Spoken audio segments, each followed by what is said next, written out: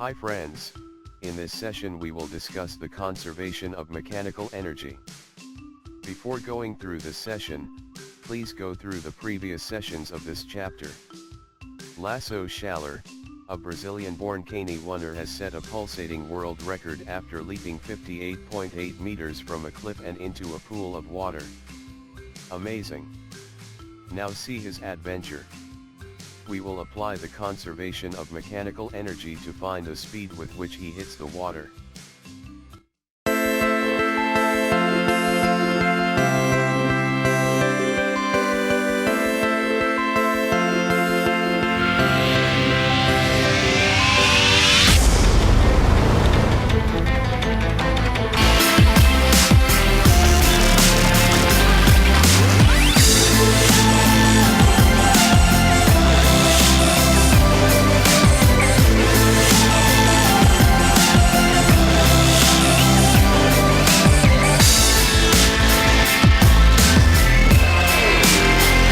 In last session, we discussed the conservation of mechanical energy.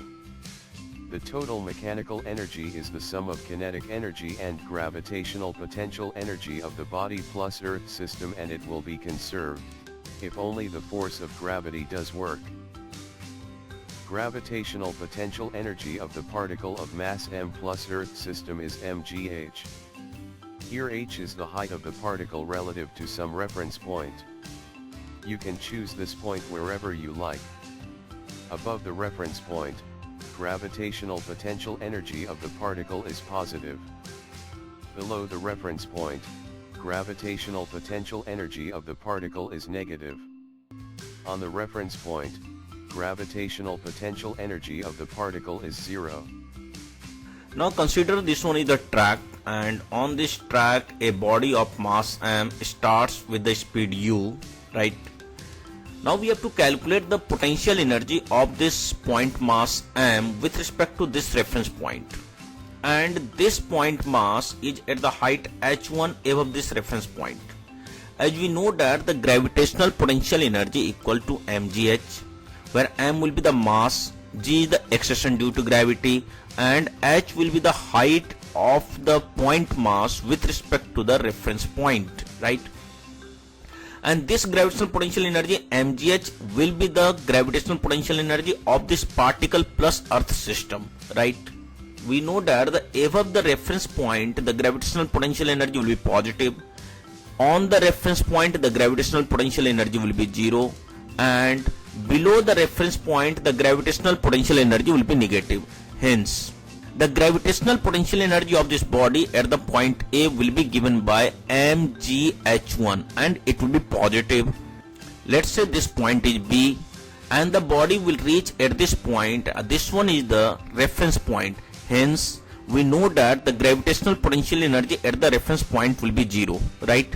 Now consider this point C.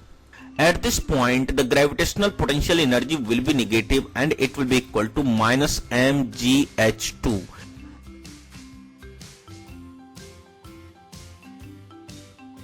Now we discuss how to apply the conservation of mechanical energy. First, decide the initial state, at which the value of potential energy and kinetic energy are known. Now decide the final state, at which some quantity will be calculated.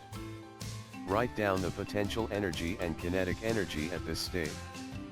Define your reference point to calculate gravitational potential energy. Use conservation of mechanical energy to find unknown quantity. Now I am going to apply the conservation of mechanical energy using this illustration. This particle has the mass m and the particle starts with the speed u. We are considering that the path is frictionless, right? Hence the force which is involved, that is the gravity, and another force is the normal reaction. But the normal reaction will not do any work. At each and every point the normal reaction and displacement will be perpendicular to each other. That's why the work done by the normal reaction will be 0. That means the work will be performed only by gravity, and hence we can apply the conservation of mechanical energy, in which the total kinetic energy plus potential energy of this block will remain conserved at each and every point, right? We want to determine the speed of this block at this point A. To determine the speed of this block at this point A, we can apply the conservation of mechanical energy. First of all, we have to find the initial state and the final state. Obviously, this one is the final state because we have to calculate the speed of the block at this point. Let the speed of the block is V1 at this point. This one is the initial state because at this state we know the kinetic energy of this block and the potential energy of this block. Now next point is that we have to take a reference point such that we can measure the gravitational potential energy. We can take the reference point A in this problem. Now, what is the initial potential energy of this block with respect to this reference point A? Potential energy will be positive and it will be equal to mgh, where m is the mass of this block. The initial kinetic energy of this block will be half mu square, right? Now this one is the final point. The block is at the reference point A, that's why the gravitational potential energy of the block will be 0 and the kinetic energy of this block is half mv1 square. From the conservation of mechanical energy, ui plus ki will be equal to uf plus kf. Now put all these values in this equation and we can get the value of v1. After putting all these values, ui equals to mgh, ki equals to half mu square, uf is 0 and kf is half mv1 square. Now just we have to solve this equation, right? After the cancellation of m, you can get this equation. After some basic calculation, you can get the value of v1 will be equal to root over u square plus 2gh. And this one is the speed of the block at the point A that we have calculated. This is the way to apply the conservation of mechanical energy.